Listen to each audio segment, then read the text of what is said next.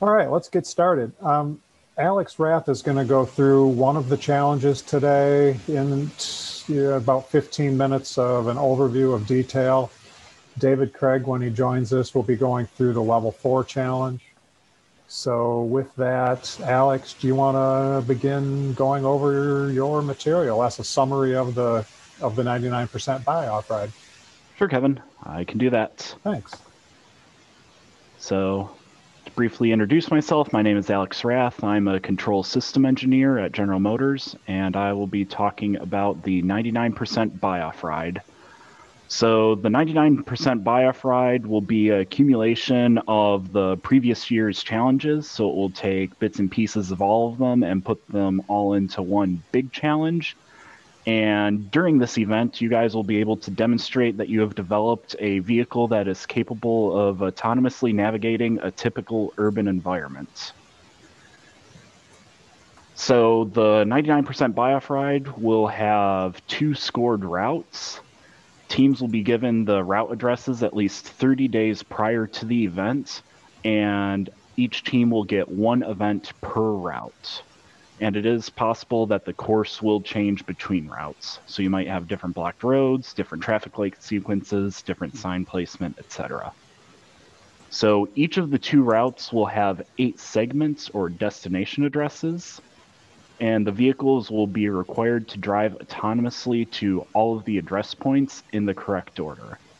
So in the event of a manual takeover, during one of those segments, you will be allowed to restart at the next address point, but you will not be able to restart any address points that you've previously done.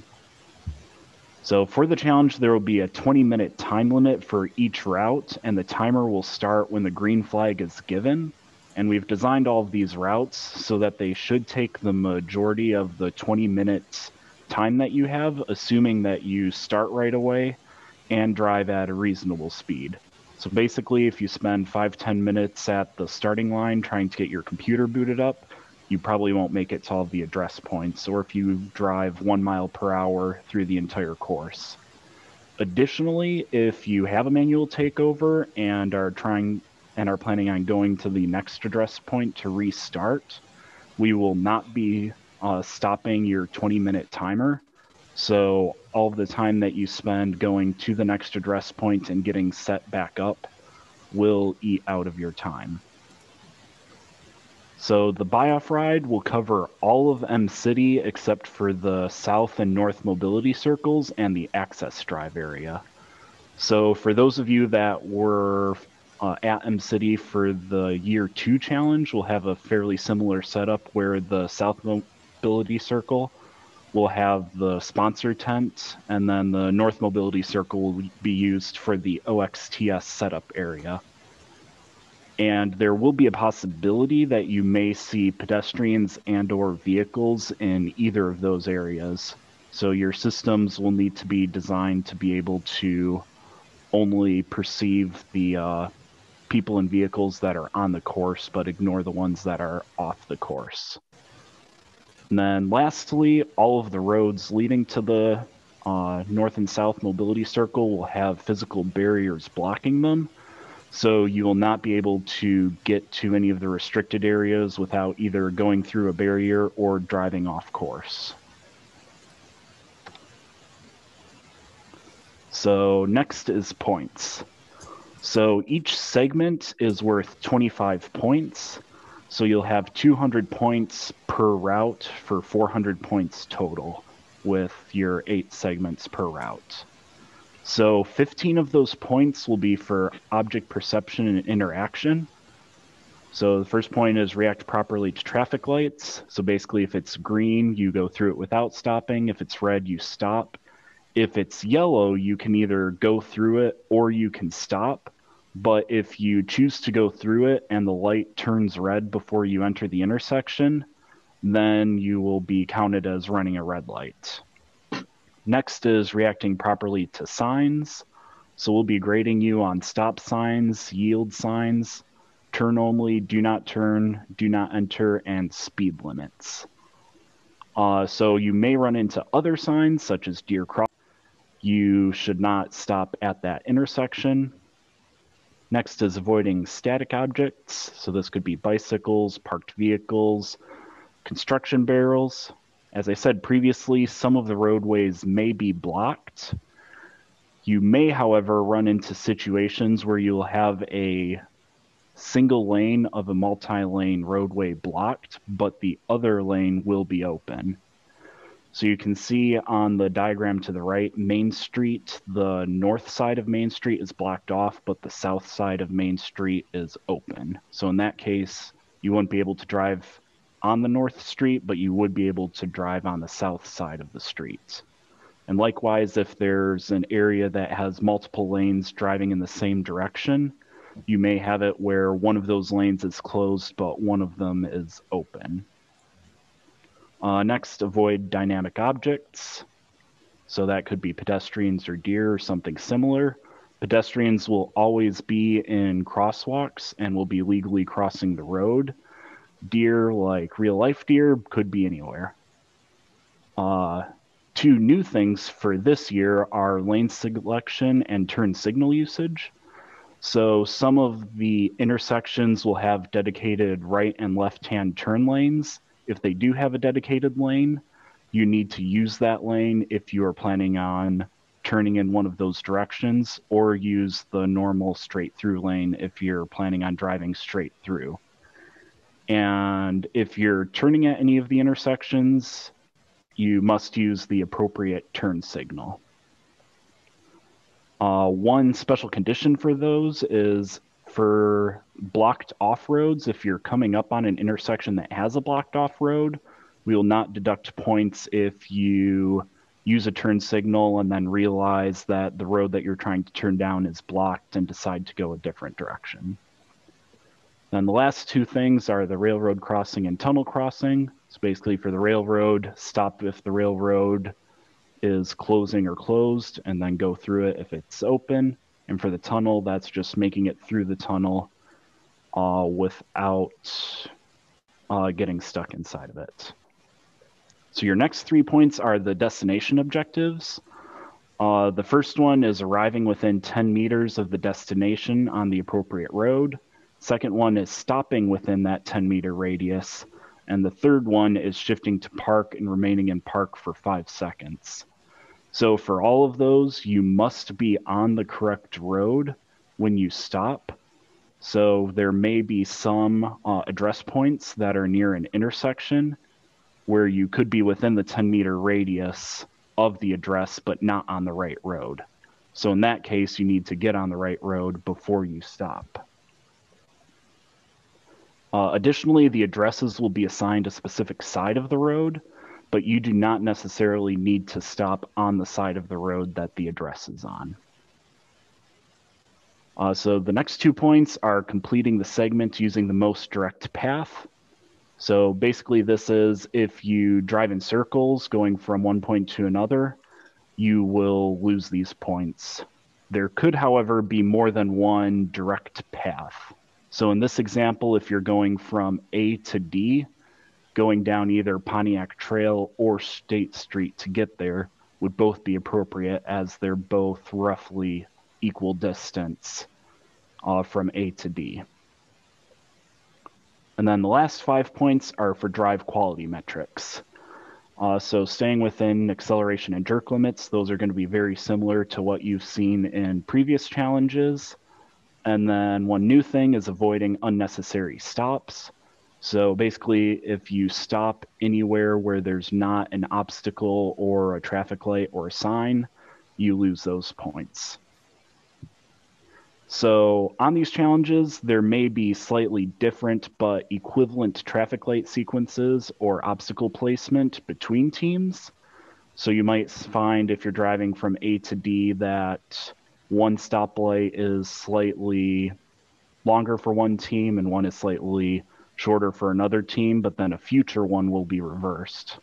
You could also run into situations where, like on Wolverine Avenue here, you'll find the deer in a very similar position, but for one team it might be a couple of meters down the road than for another. So all of the points that you gain in a segment prior to DNF are kept in the event of a DNF. But you cannot get any of the destination objective points, the completing the segment using the most direct path, or the drive quality metric points, unless you reach the destination and shift into park for at least 5 seconds. So next is the schedule for the dynamic days. So day 1 will be an open practice day where each team will get 30 minutes in the morning and 30 minutes in the afternoon, where they will be on the course alone and you're able to test basically whatever you want to. Day 2 and 3 will be buy-off ride practice. So we will give you a suggested route and set up signs and obstacles and traffic lights. And then if you want to, you're able to run through that route to see how you're doing, if you're able to get through it in the correct amount of time. Or if you want to, you can just treat it like a more or less open practice if you have something specific that you want to test. On days 4 and 5, we'll have the actual scored event for the buy-off ride. So in the morning of each of those days, we'll have a 30-minute practice for each team, and in the afternoon, we'll have the 20-minute route. So during the morning practice, there will be no obstacles present on the route, and the sign and traffic lights may change between the morning practice and the afternoon event. Then day 6 will be the level 4 practice. So each teams will get 30 minutes in the morning, 30 minutes in the afternoon. And then day 7 will be similar to the buy-off ride, where you'll have 30 minutes of level 4 practice in the morning, and then the scored event in the afternoon. And with that, I think I will pass it off to Dave Craig to talk about the level 4 challenge. Thanks, Alex. Can you hear me okay? Yep, I can. Awesome. All right, so let's see if I can get this to share. Let me know when you can see my screen.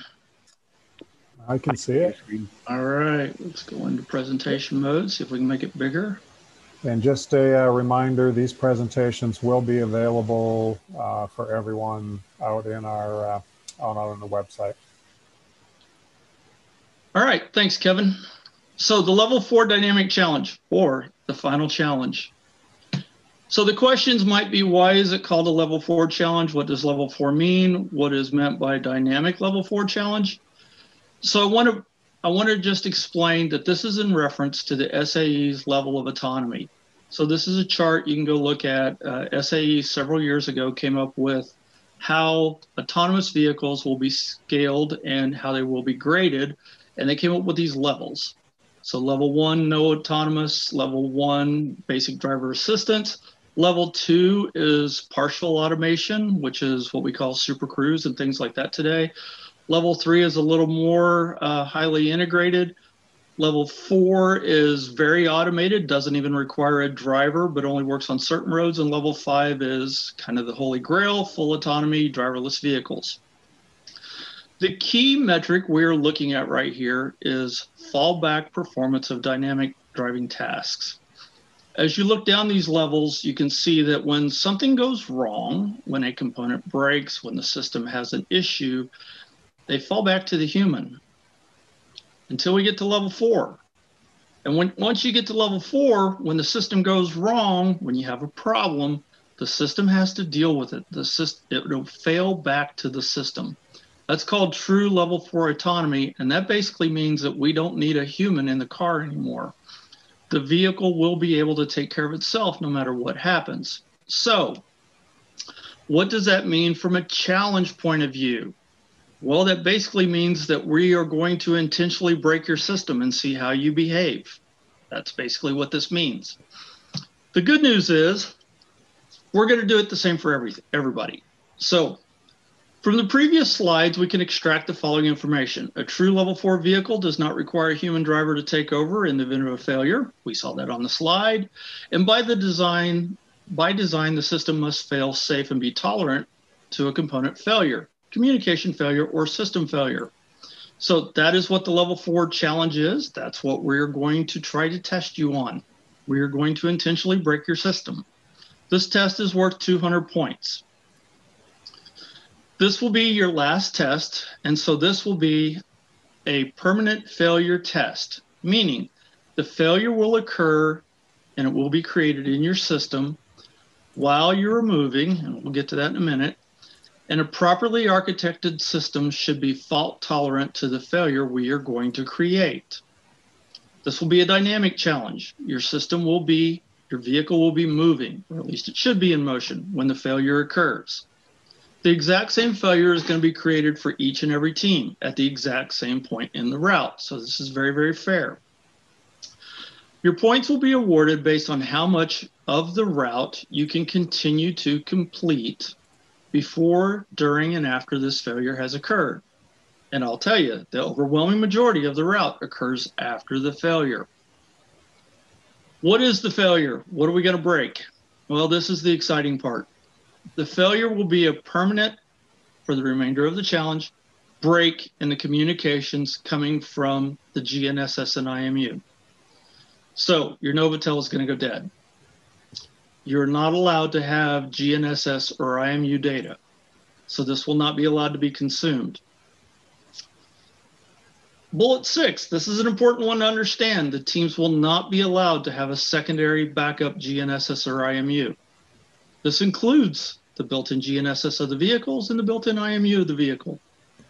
You will not be allowed to have any mechanism that is basically going to keep propagating lat longs for you. And why do I say it that way? We're going to try to force the teams from the absolute coordinate space to the relative coordinate space. So the goal here is for you to be able to leave the absolute coordinate space behind and actually behave like a human behaves in the relative coordinate space. We don't walk around as humans understanding exactly I'm sitting at this lat long right here. That's not the way we work. We work on relative coordinate space. How far is that intersection from where I'm at now? You know, how far is that light from where I am now? So that's the goal, to get the teams, to get the vehicles to start to think about the relative coordinate space. The expectation is that the vehicle will behave normally without GNSS or IMU for the remainder of the route. There will be a designated safe pull-off zone. So after the GNSS goes dark and your IMU is blanked out, we will have a space that if you can't go very far at all, hopefully you can move forward, pull off in a safe manner. And we'll get to what all that means here in a minute. But basically that means that you're not going to be able to complete the remainder of the course, but you can bring the vehicle safely under control off the side of the road and bring it to a safe stop.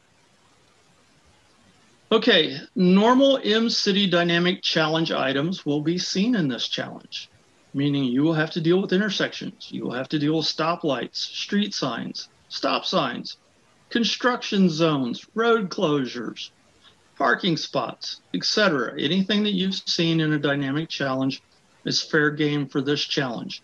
And remember, you will be doing this without any absolute coordinate space. So there will not be lat longs, there will not be GPS or IMU. The way to get full points is to arrive at the final destination and park properly. This is going to be, we'll get to the points in a minute, but just a little preview. This is going to be a single waypoint event that is very challenging, and we'll make sure that there's only one way to successfully do this route. Okay. So how will points be awarded? The goal for the year 4, like I said, each team to enter into the relative domain, leaving the absolute domain behind. So elimination of absolute coordinate space, 200 points max.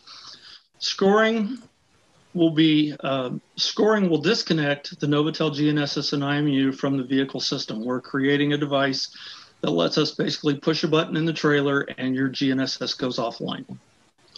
So the rules: no additional GNSS or IMU will be allowed, including the built-in ones. We will need some sort of pre-challenge inspection to verify that nothing else has been added. The run will start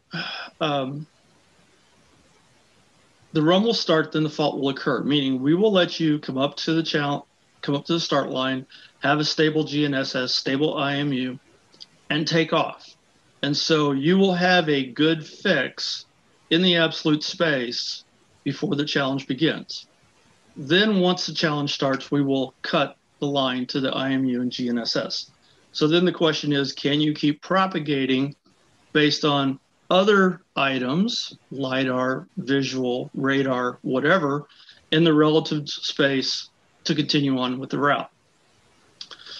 There will be intersections. There will be quite a few intersections. Correctly signaling for turns gets you 5 points, obeying traffic lights, stopping at the correct location of red lights, or not stopping if the light's green gets you 10 points.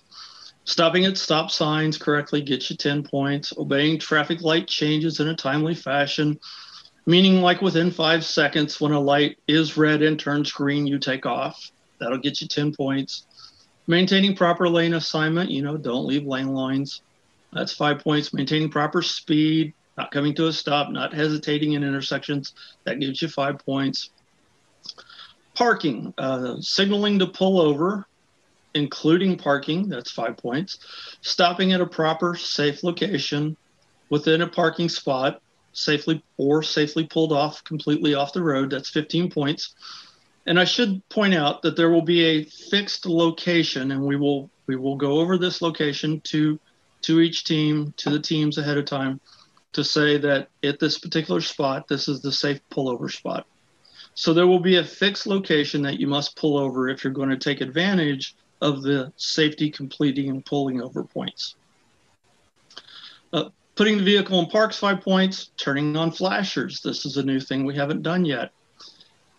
If you can do nothing and just cannot continue on and do nothing else, you're going to bring the car to a stop in the middle of the road after the GNSS and IMU is cut. If you'll at least turn on the flashers, you get a few points.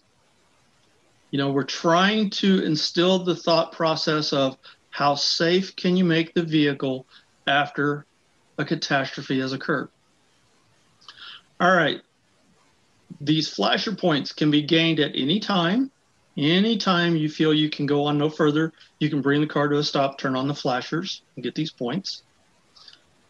Except for at the final destination. You can't pull up in the parking spot, put it in park, and hit the flashers and get extra points. That won't happen. The challenge ends when the vehicle is parked and flashers are applied, or the vehicle's parked in its final destination. All right. Yes, it's applicable in the middle of the road. I said that already. How you reach, by the way, if you pull over at the safety pullover spot, you will gain approximately 50% of the points that are available to this challenge. If you want to get full points, you will go on to the destination, which has destination points, 10 points.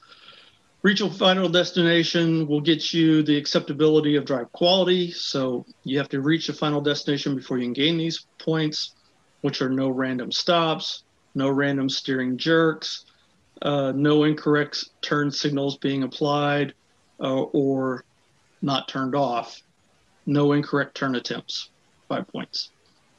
So that's pretty much the level 4 challenge. I've used almost exactly my whole allotted time. And I believe we will have time for questions a little later in the program. Right, Dave. At 3 o'clock, we will have a question and answer session with all the rules team members invited, including Alex and Dave. So if there's anything that you learned or questions that popped up in your mind during these presentations, please save them. Come at 3 o'clock to our question and answer session, and then we'll answer things then. This level 4 challenge, as compared to the buy-off ride challenge, has a lot of unique elements, but we, from a complexity standpoint, don't let what Dave said scare you too much. There's a lot going on with this challenge, and so we've made it a single point address route and have not made it overly complicated in terms of routing to get there. you'll have enough difficulties just given those boundaries. So save up your questions and answers, and we can talk again at 3 o'clock. There was a question early on from Frank about the scoring matrix for the level 4 challenge. I've heard back from Allison that the level 4 scoring matrix is included in what was released. So if Frank, you cannot find that, or if we're mistaken, please let us know. All right. Okay, thanks. I think that's it. Thanks, Alex. Thanks, Dave. Thanks, everybody, for calling in. We'll talk to you again shortly. So from a rules team perspective, we've got Alex, Dave, Scott, Jason, Jessica, got pretty well covered here for rules questions. So this is the time for students to, like what happened at last year's kickoff down at the TRC. We had a couple tables set up. People could walk up and ask, your random rules questions to this team. Because we can't be there live, let's do it now. And we'll have to do it either by chat, or if you raise your hand, we can turn you on. So do questions go into the Pathable chat or into the Zoom chat? Didn't realize there was 2 chats, but I see your chat, Diane. So whatever you used, that will work. And then also, if anybody wants to raise their hand to ask a question, I can unmute you, and we can go from there. Kevin, I'll monitor the Pathable chat outside of Zoom in case we have any. Okay, sounds great. We'll get this done. What I've learned about this Pathable tool and Zoom is that there are so many avenues for communication, and paths for discussion, private, public. It's great, but it keeps you on your toes. I unmuted Aaron. He wants to kick us off. Yeah, so I'm wondering how exactly will the Novatel GPS be disconnected? How will that be accomplished? Will you need to modify the wiring for a car, or? Yeah, I assume that was going to be a question. We are building a box that will fit between the Novatel and basically connect to the output of the Novatel. That is simply a relay that we can disconnect it, basically break its communication channel. And it'll just be a totally dead signal. It'll be a totally dead signal, yeah, and we can trigger that remotely. All right, thank you. You're welcome.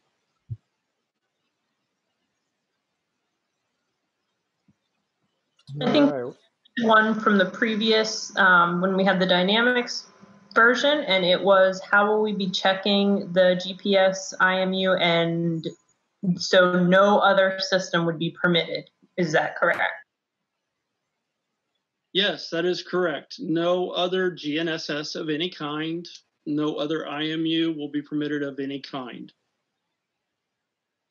So the question is kind of how will we test that? That'll be really good. I think we expect the honor system here. Obviously, each system is going to be a little different, but I don't know of a way we can actually check it. Do you, Dave?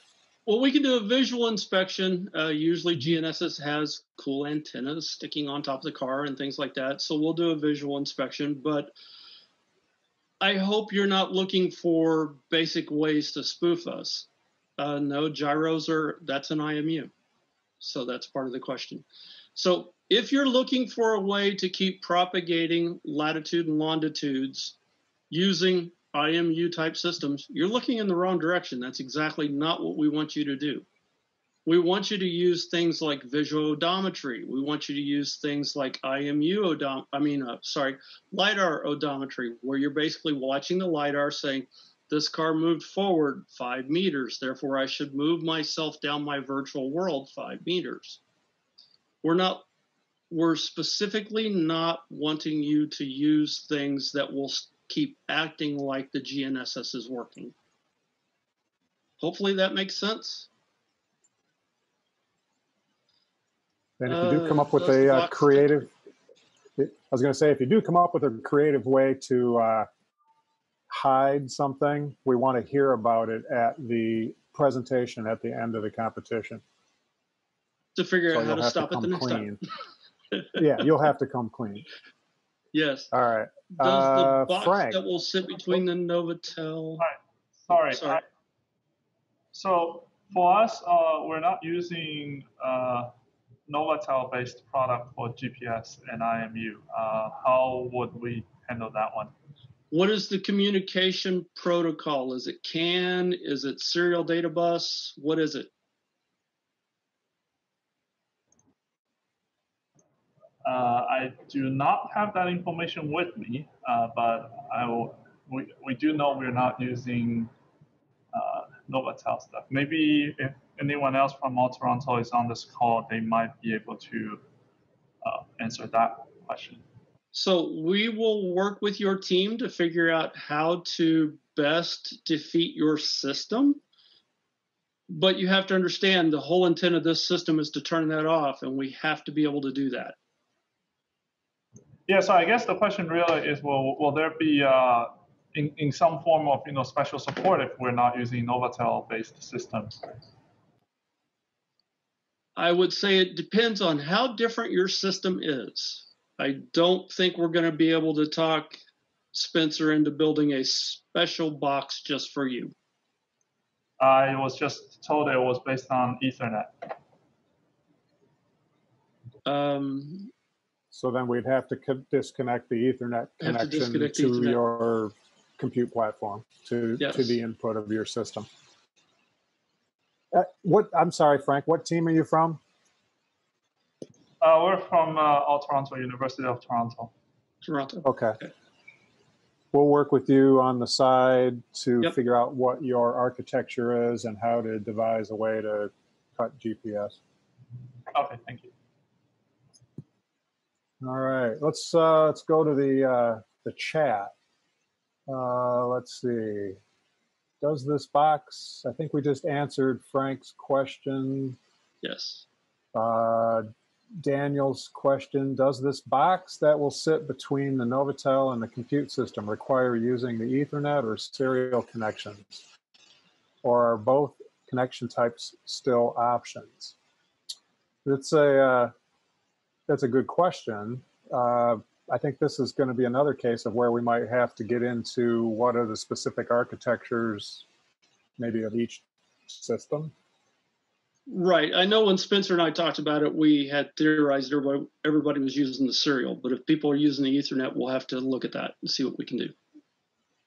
Yeah, I think we're going to have to do some querying of each team's connections and make sure we have a good solution that fits all. Yep. Good one. Diane Peters. So this rule means no accelerometers. The spirit or letter of the rule is nothing that could be used for that, correct? Correct. That is correct.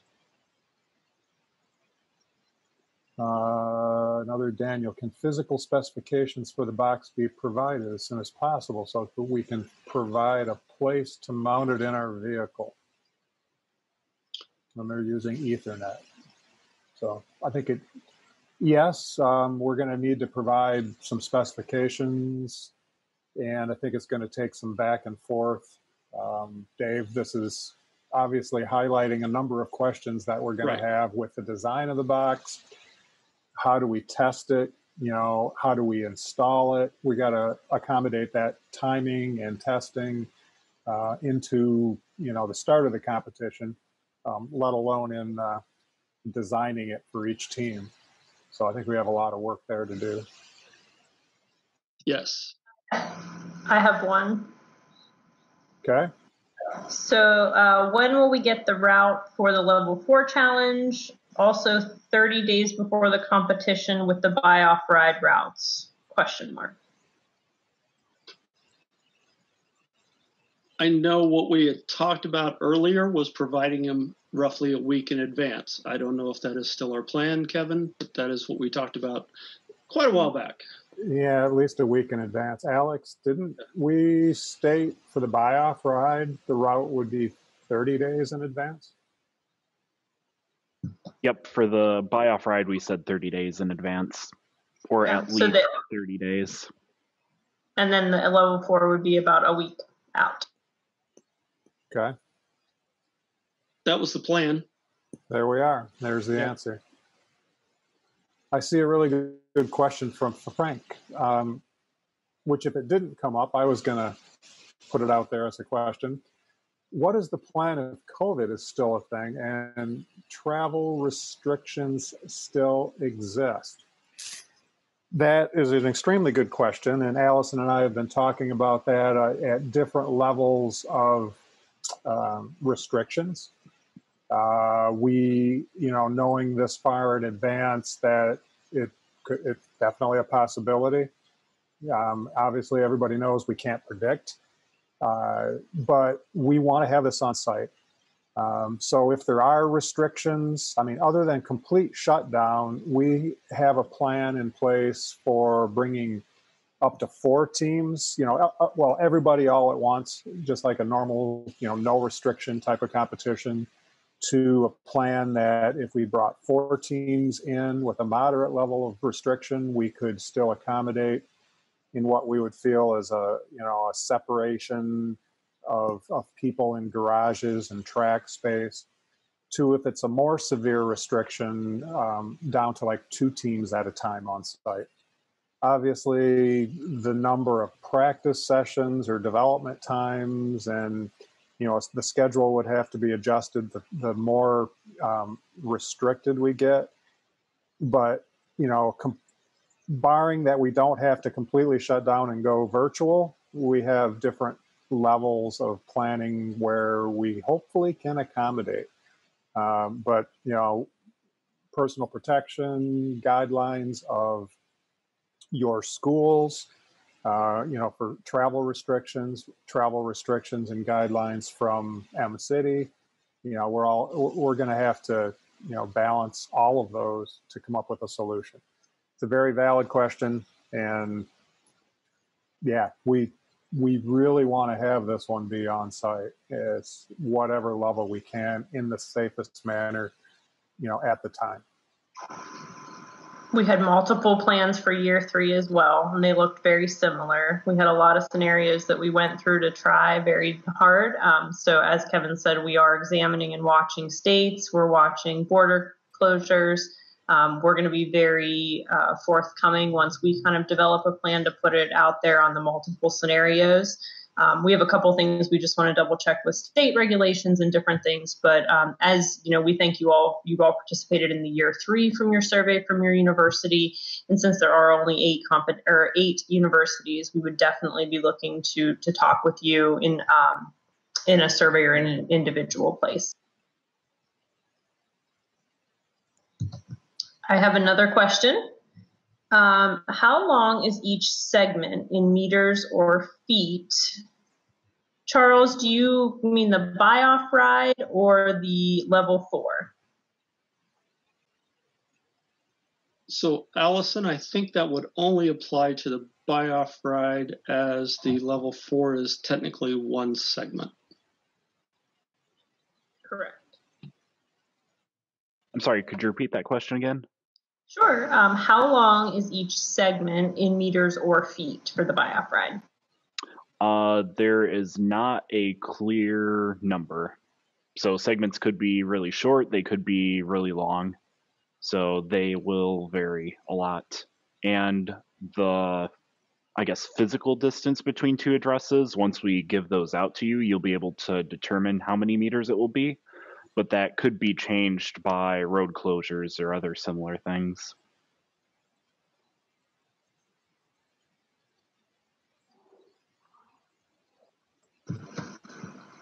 Charles, if I didn't copy your question correctly, please feel free to unmute or raise your hand and ask further follow-up.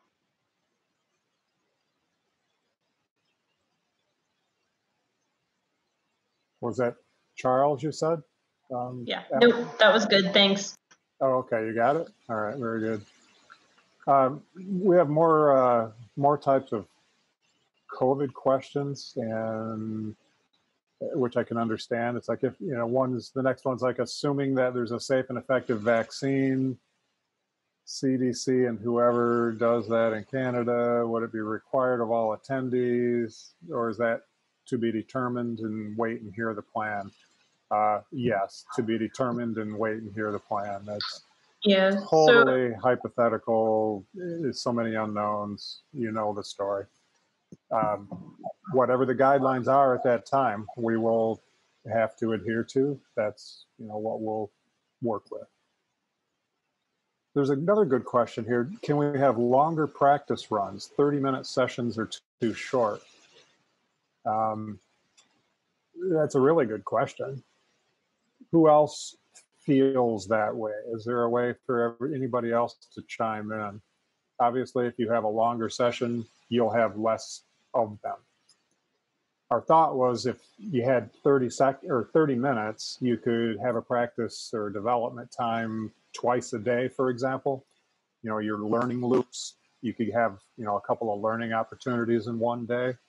If it's an hour session, most likely we wouldn't be able to accommodate you getting back out onto the track in the same day as a follow-up. So that's the trade-off.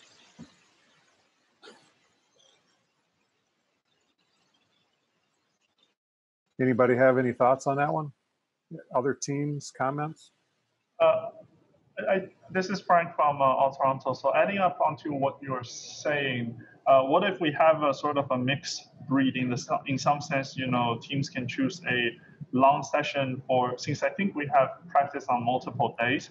So for maybe one day we'll have a long session. Maybe we'll have, like, you know, one long session, two short sessions, something like that, or one long session and one short session, something along those lines. That's good feedback. Rules team members, anybody have any comments? Yeah, we can go back and review, but based on what we're planning right now, I think there's too much setup and changing between each run for us to be able to commit to flexibility like that for whatever team wants it. It's going to be a one-size-fits-all type of option. Right, so right. We can come back and look at doing one long versus two short, but it's going to be one answer for everybody. I mean, maybe one day everybody gets 1 hour each, and then the next day everybody gets a half hour, and then you go into scoring or something of that nature. But yeah, like Scott said, it needs to be one size fits all. We also found, Kevin, that the two shorts allowed for practice in the morning and in the afternoon, so that if a weather pattern came through that took out most of the afternoon, then some teams that went in the morning didn't have an advantage over the teams that went in the afternoon. Yeah, that's a trade-off. It made it more fair via weather.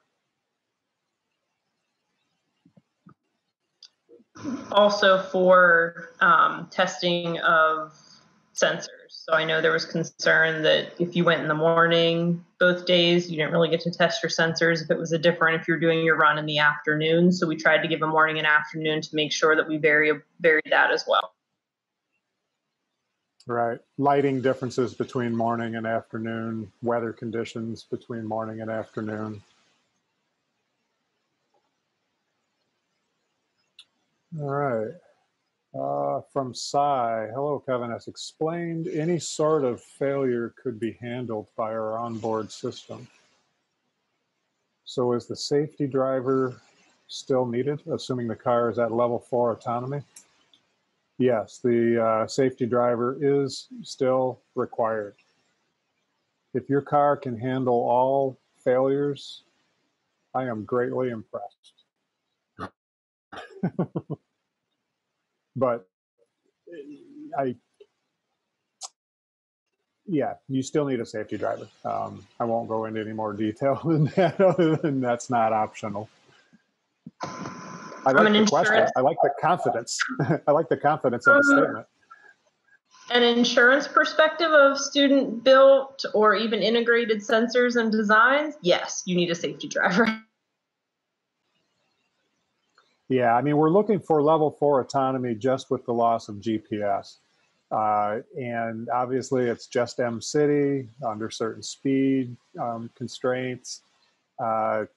in just GPS. We're not looking for level 4 autonomy in the sense of all possible failures. If so, let's start up some business and yeah, let's talk. All right. What traffic light configurations are there? Can there be a standardized image set out? In our rules team members, did we state what the possibilities are for lights? I know this last year we had a myriad of light options. I want to say we simplified for this coming year. Yeah, so I think as far as physical lights go, we'll just be using all of the lights that are, I guess, fixed at M-City. So we won't be bringing in temporary lights like we were planning on doing in year 3. We'll just be using the lights that are permanently set up at M-City. Right. And then for those, they'll be cycling through red, green, yellow, and potentially having flashing red, I believe. So I have a follow-up question to that in the other chat. What traffic light configurations, 3, 4, 5 sections will we encounter at M-City? Do they have the black backgrounds as per Michigan convention?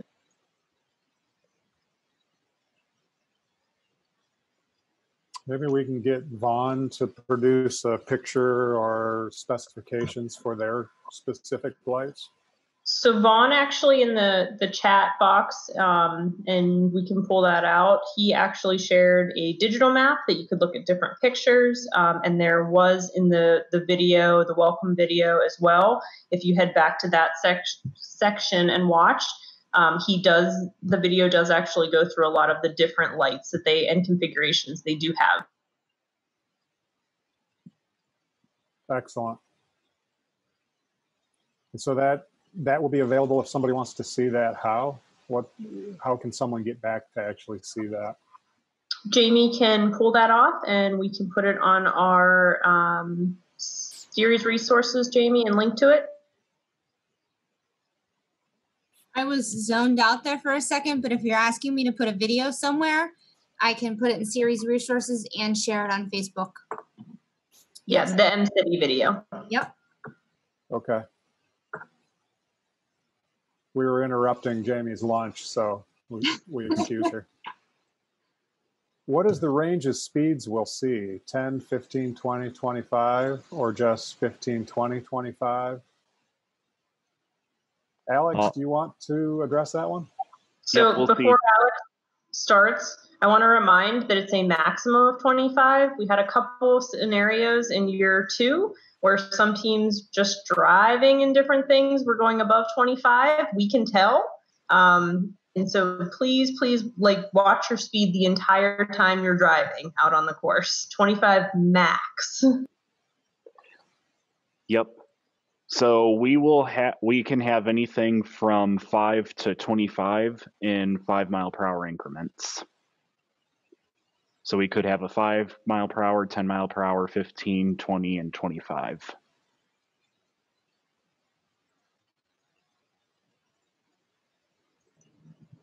This is Frank from Toronto. I actually have a follow-up question. So now we are talking about speed. What constitutes a reasonable speed at a yield sign?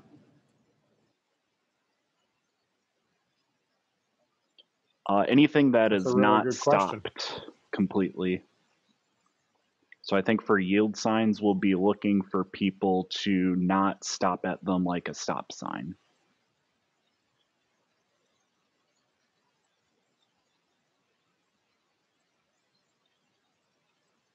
Will we be yielding for any object, or is it just the empty yield sign in the sense of will we be actually performing yield behavior like on a real road where you're trying to merge into a road? Yeah, there will not be any other moving vehicles on the road. So the only things that you might run into at a yield sign would be a pedestrian or a deer crossing the road. But those would not necessarily be directly related to the yield sign. So as far as the yield sign itself goes, you do not need to worry about oncoming traffic.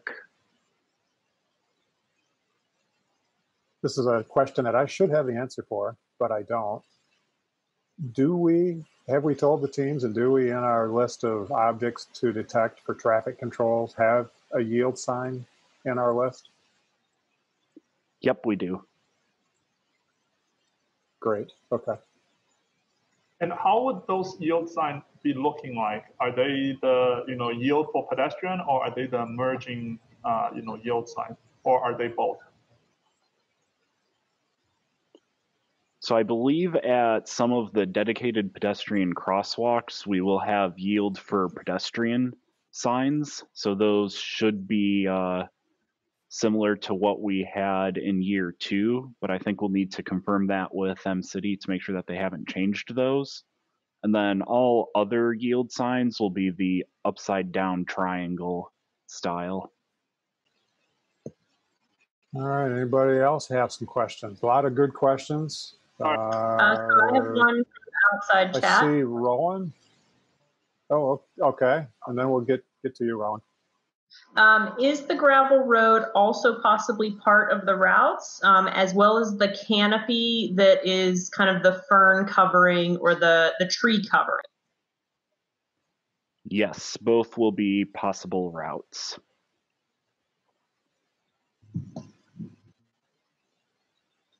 But as Allison, I think, said in one of our earlier presentations today, the canopy will be drawn back.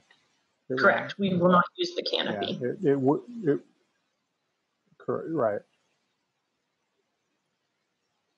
All right. Rowan, do you have a question? Hello.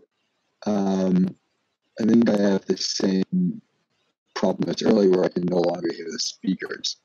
So it's kind of annoying to really have a conversation. Yeah, I wanted to use voice because it's hard to explain in text, but I'm really interested in the rules regarding exactly what features of the environment change the traversability of the intersection to intersection global road.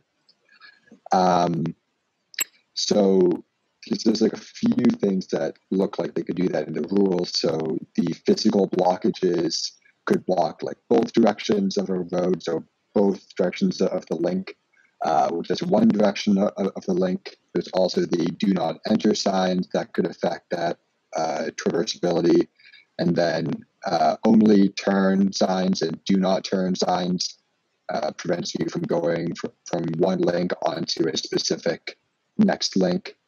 So I'm wondering if you could provide a bit more detail about how the combination of those signs and physical blockages could alter our global route. I'm just going to refresh so I can hear the answer real quick. Rowan, are you back? Can you hear us? He's back. All right, there's Rowan. I see him back there. Does anybody want to try to? There was a lot there in his question. A lot of signs, barrels, blockages. I think the question was, can we provide a little more detail on expected reactions with each of those and what different scenarios kind of you might see? Yeah, my answer initially would be, yeah, if you approach a do not turn left sign and no left turn, don't turn left. If you come to an intersection and you're looking straight ahead and it says do not enter, then you have a choice of going right or left. But if there's barrels, it's a blockage. I mean, anybody else want to chime in? I don't know if we can provide anything more explicit. Yeah.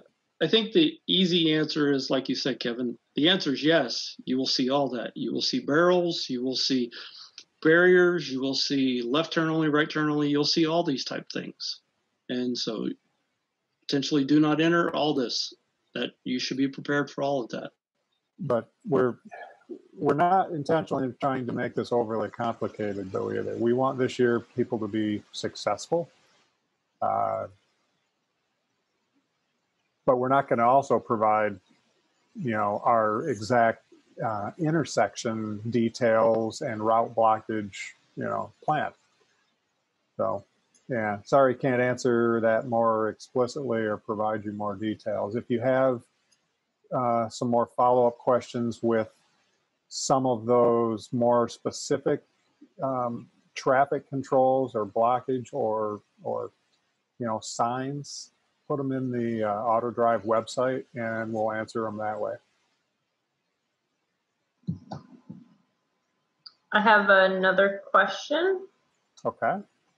Rowan followed up with, okay, thanks. We'll work towards a global navigation that can handle all those connectivity altering features. Okay. So regarding yellow lights, I actually have two questions, but we'll start with this one. Regarding yellow lights, what's the timing for them? How long will the light be yellow?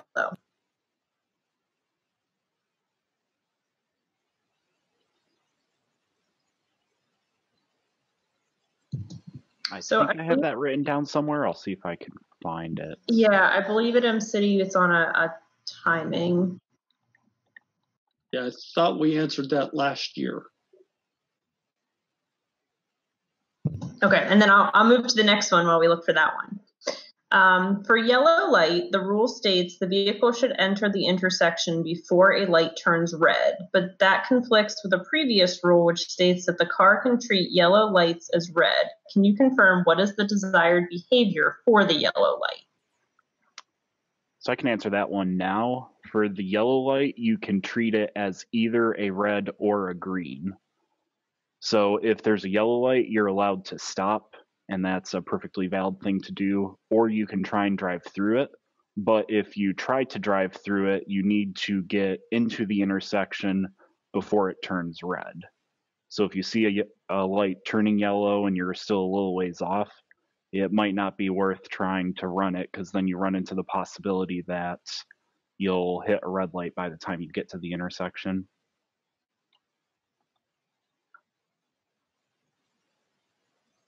So if I was to design a rule set or an algorithm for this, I would say anytime I see a yellow light, I'm going to stop at the stop line.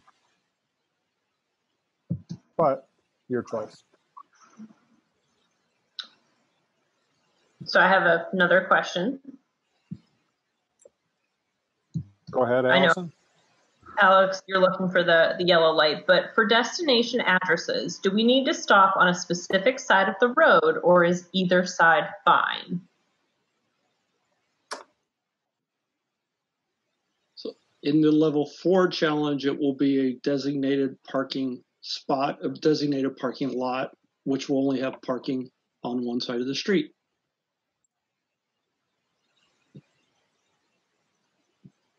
But for the buy-off ride, when you have multiple addresses, Alex? One side of the street or... What was the question again? One side of the street or the other for stopping at an address. Doesn't matter. Right, it does not matter. So you can stop on either side of the street.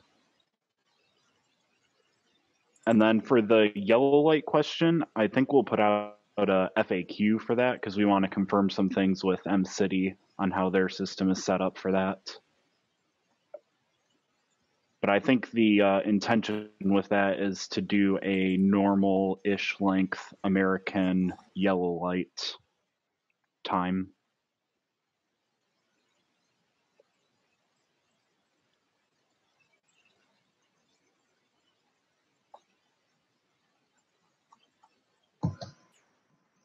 You have something else, Allison, out there in your chat? I do. Are we receiving updated maps for year 4? Has the format changed? So we actually do have the here maps from year 4. Those were posted in your series resources. We had here go out to MCity, and so any modifications should be in those files.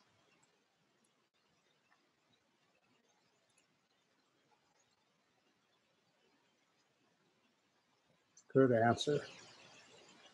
I saw another one out there about, can we provide a list of the signs to be expected?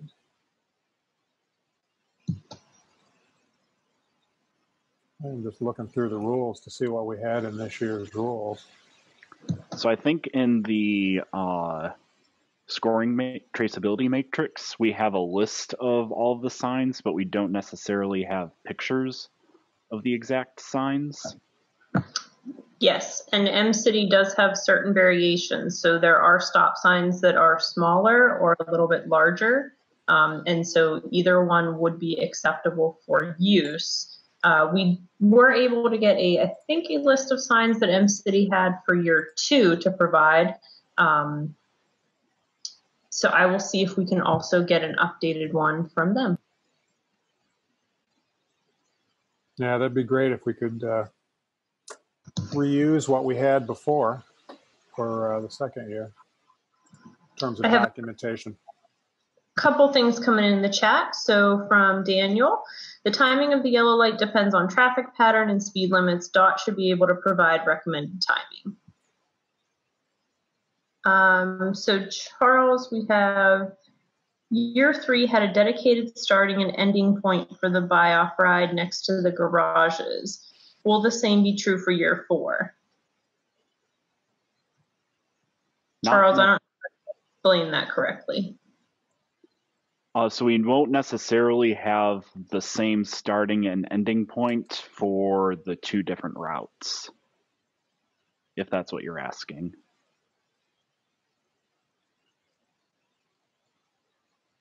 And then I have another one for the level 4 challenge. What parking lots are we using? Year 2 angled one or parallel one?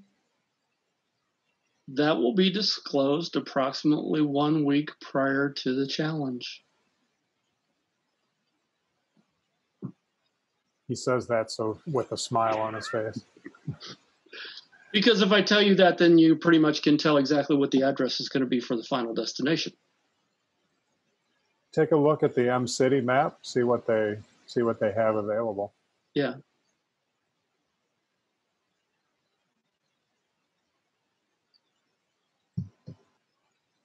I will say that we're not going to make you parallel park between 2 cars. So follow-up question. For the level 4, what does parking mean? Do we need to be able to pull into a parking spot or just stop on the road? Yeah, you can get points for doing either one. You'll get more points if you actually pull into the parking spot. But if you just stop in the middle of the road and turn on the flashers, you'll get some points for that. There is a designated safe pull-off zone, which you will learn about as we get closer to the challenge, that you can actually pull all 4 wheels off the road at this one location and get points for that. There's also ways to earn points just by saying the car can not go any further, but I'm going to bring it to a safe stop in the middle of the road and turn on the hazards. You can get some points for that. Full points are only acquired if you get all the way to the final destination and pull into a valid parking spot. Hopefully that's answered the question. Half points correct, Dave. Yep, Rowan says yes. Thank you. Will we have obstacles in the tunnel? Anybody want to answer that one from the rules team? Yeah, I think it's safe to say we will not expect you to cross a double yellow. I would like to answer that as, wow, that's a great idea. I wish we'd have thought of that. I would like to follow up with, just remember on the outside of the tunnel, there are railroad crossings. Yes.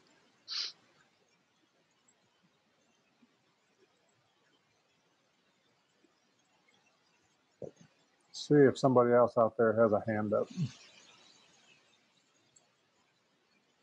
Don't see anybody.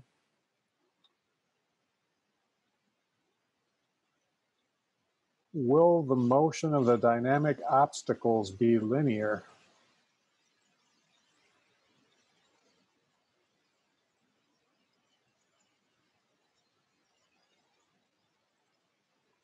The motion, I think I can answer that. The motion should be mostly linear, but it might not be perfectly linear.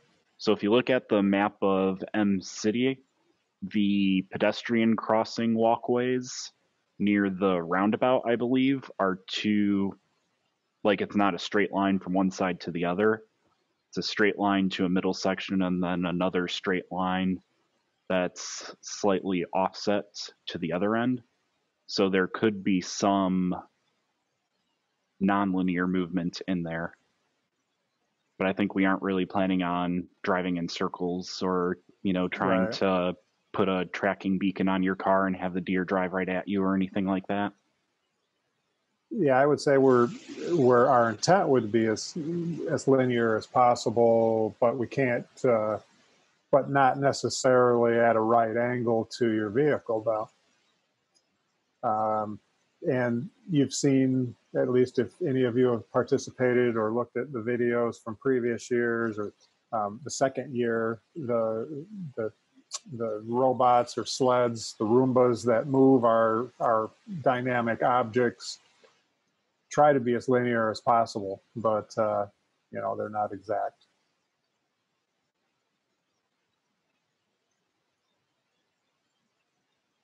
So that question being from Toronto kind of makes me think that they're thinking about a deer.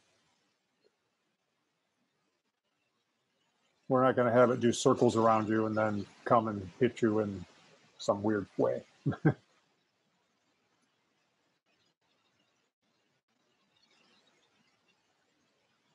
All right, what other questions we got? Allison, how are we doing on time on this? I can't remember how long the session was supposed to last. We are till 4, so we do have some time left if we have some last minute questions or anything people want to ask. Diane did ask in the chat regarding social responsibility. Rowan has a question after me. Regarding social responsibility, when will we get more details on what is required for the white paper presentation, so rubrics for each of those? Rubrics will be posted in January of 2021 for social responsibility, concept design, and then this year we have the tech and safety video. So please make sure that we will be putting a rubric up for that scoring as well.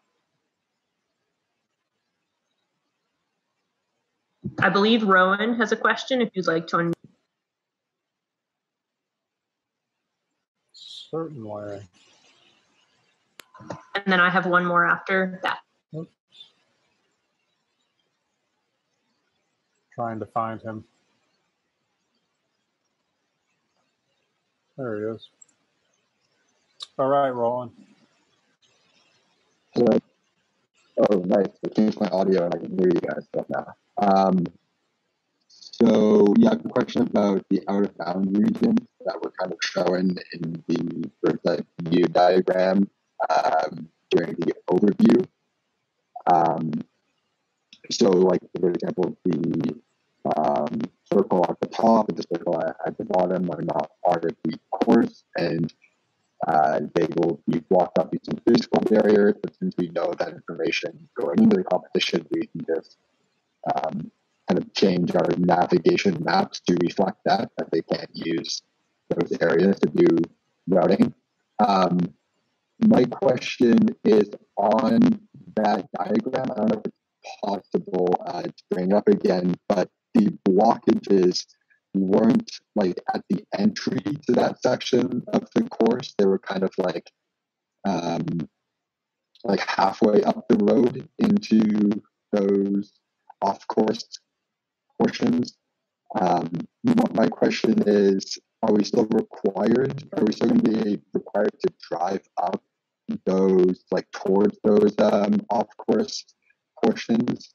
Because if we do that, I don't see a way to get turned around and go back into the rest of the course. Or it seems like the blockages should be earlier, because if we do go past it, then we won't be able to get back.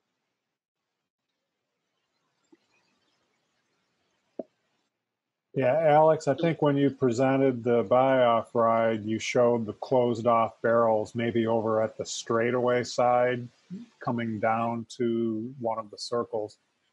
The barrels are partway down the straightaway past the intersection. If that's an area he's thinking about, yeah, that could pose the question.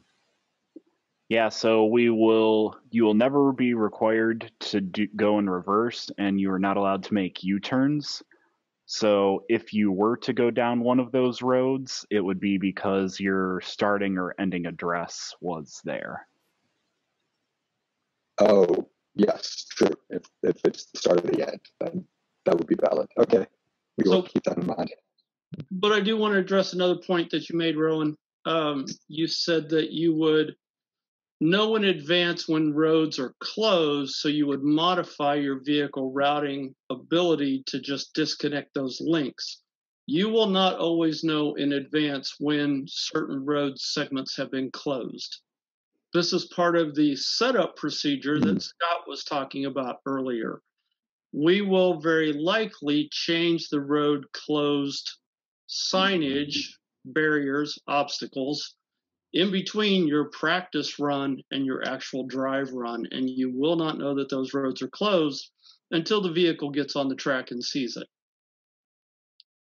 But it is safe to say, though, that the tents are not going to be moved, or the OXTS testing pad will mysteriously become an open environment for the students to drive in. Correct, but he was thinking that he would get the road closures in advance and be able to just manipulate the navigation map to remove those linkages, and that won't happen. Yeah, but specifically, there are some road closures that we know in advance that block off the untested areas. Sure, yes. Mm-hmm. Okay, thank you. Good questions. So I have one from the chat. For do not turn signs, are we using the text version or the graphical version?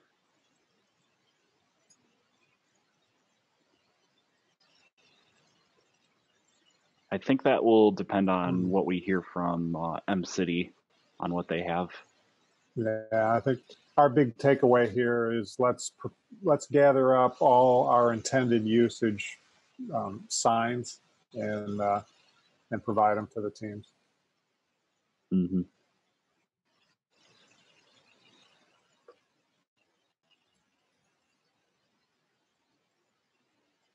All right, let's see.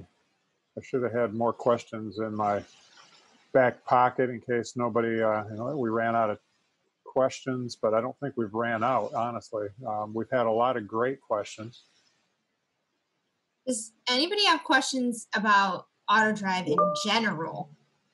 Like from the 10 a.m. session? Doesn't have to be dynamic. Not to throw you off, Kevin, but... Geez, thanks. Sorry. Yeah, if anybody has questions about the static presentations, I do want to note that if you were in this morning session for static events, that the presentation will take place after dynamic events. So concept design presentation is after.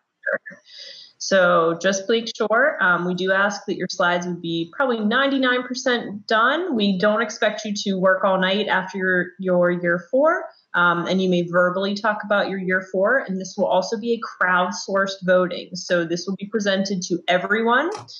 The vehicle will not be present, and you will have to present to every single team. We'll invite sponsors, and it will be a crowdsourced potential voting. So I just want to make sure that everybody's aware that that's happening after. I did have 2 questions that come in. Will there be parking spaces available across from the garages? Unfortunately, M-City has not built me a parking lot yet, despite my trying. But no, we will be running shuttles to a parking garage and have more frequency so that nobody is stranded by the parking garages. That was a takeaway from our year 2 as well. Will pedestrians jaywalk or only cross in marked areas? No, Diane, social responsibility would still be in the individual presentation. So social responsibility will not be group crowdsourced and presented. Those would just be as a typical presentation with your team and judge.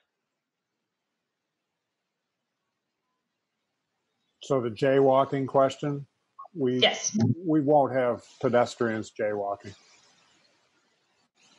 We may have deer jaywalking, though, or the deer could be in the pedestrian crosswalk. There was a suggestion by Frank about can we have the Hummer EV at the competition in June? You know, as a display or to look over. Perfect suggestion. We'll see what we can do. Anything else then from tech and safety, from social responsibility, concept design? Keep in mind there are concept design topics that we have a January deadline, so I think those are coming up here. Please make sure that you're looking at deadlines that are coming up. Roof rack mounting is really important. Just a note on roof rack mounting, the more detailed you can be with us, especially with this year, with the level 4 challenge, that's definitely helpful. Oh, I'd have a couple more questions. Yes, we'll have a rubric for the safety video. And can you give us an example of where on the M-City course we may enter an uncontrolled intersection?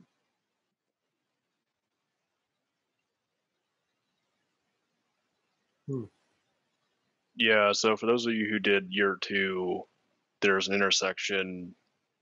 Let's see if I can pull up a map and look at this again. There's an intersection that there's a few that don't have any stoplights on them. So kind of like in the grid of the city, there's a square on the northeast corner. If you go up, there's kind of like a weird slanted intersection that has no stoplight on it. So that'd be considered a non-controlled intersection. Yeah, the Canopy area 2 does not necessarily have anything. At those intersections, though, we could add stop signs or yield signs.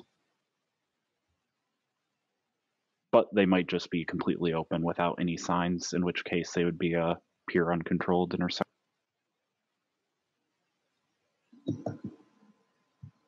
M-City on their website also does provide a map. So if you again attended this session this morning, they do have a public map that you can look at of the facility. All right, my big takeaway is that out of all these questions is kind of boils down to 3 big areas for us. Definition of signs and getting kind of a master list or specifications of the signs from M-City for what we'll use. Light configurations, just confirm and get that link sent out to the teams, and then the whole GPS disablement box and the technology going to be used for that. We have to get on that one so we can start working with the teams if they have unique situations. So those are my biggest 3 things that I think I heard. If anybody has anything else, please speak up. I think the other big piece was just rubrics for the static events. So after the first of the year, we'll get those posted in January. Thank you, everyone. All right. Thank you very much for all your questions, and rules team members for all your support. Thanks. Thanks for being with us today. Bye. Good morning again. I'm very happy to join you to be talking about our static events. So we will be covering today concept design presentation, as well as social responsibility and tech and safety for year 4. So I welcome anybody that is new joining us and that has not participated in previous years, and we want to wish best of luck to our students who have graduated. So I'm going to jump right in here into our static events. So our concept design, in the years prior, we have had a concept design report and then a concept design presentation. This year we'll be continuing with that format, however, a little bit different in scheduling. For year 4, the focus is on achieving the SAE level 4 driving automation. Your concept design report this year will cover how your team has achieved this through the 4 years of the competition, including how your design has changed year over year. Level 4 is defined as the vehicle driving autonomously without human intervention needed. The caveat is that the vehicle can only operate under limited conditions. Part of your report will cover what are these limited conditions for your competition vehicle. Can it operate when the weather is ideal? Only in a geofenced area? What sensors, communication, etc. are needed for the vehicle to operate autonomously? Can your vehicle still operate if a sensor is not functioning as expected or if the communication is lost?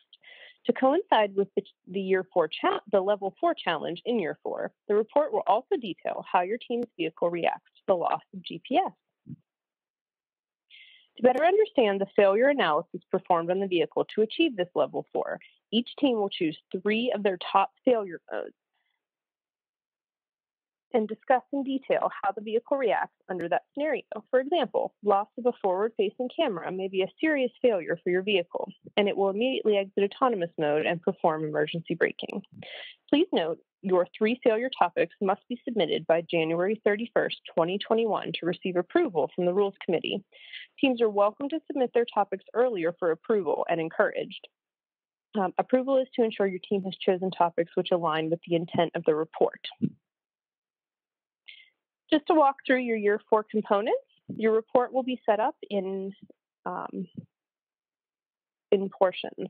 You'll have an abstract, an introduction, the loss of GPS, your failure modes, the level 4 conditions, and then we ask any patents, papers, and conferences that your university or team has come through all 4 years of the competition, a conclusion, and references.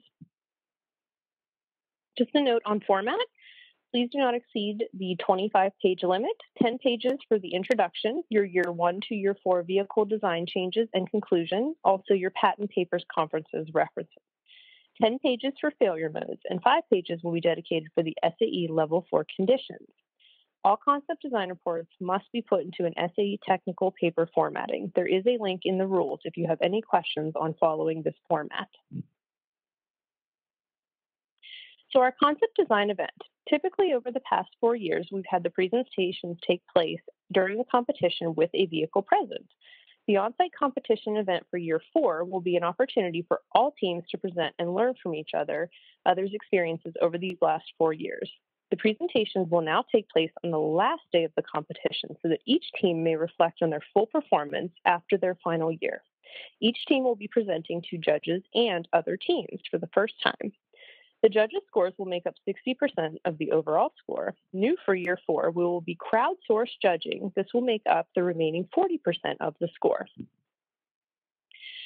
The presentations are to be submitted 1 week prior to the competition. The performance of the vehicle during the year 4 competition should be the only outstanding highlight presentation item. This can also be verbally presented and does not need a slide to be updated. For the presentation, each team will discuss the design of their vehicle, how the design progressed over the 4 years, and what was your team's strategy for winning the competition. For the design, you'll include details on sensors used, placement, software strategy, perception, mapping and planning, and user interaction. Why is this design this team has now for 4 years the best of all 4 years? How has the design changed over these 4 years, and what did the team struggle with? And for your strategy, discuss the tips and tricks your team used to gain as many points as possible given the constraints of the competition. For example, during a dynamic challenge, including stoplights, the team may have focused on the route planning and making it to the finish, knowing they could not comprehend the stoplights. We ask that all teams be able to present and have a really great discussion with each other to kind of show after we conclude our year 4 competition. Since we will not be having the vehicle presence this year and we will be doing more of an audience and auditorium, a projector and screen will be available to be used in a setting by all the teams. We will provide both of these for all teams and a standard power outlet. The vehicle is not required at the presentation for concept design in year 4. Teams will have 20 minutes to present, following by a 10-minute question and answer, which will be facilitated by the design event lead.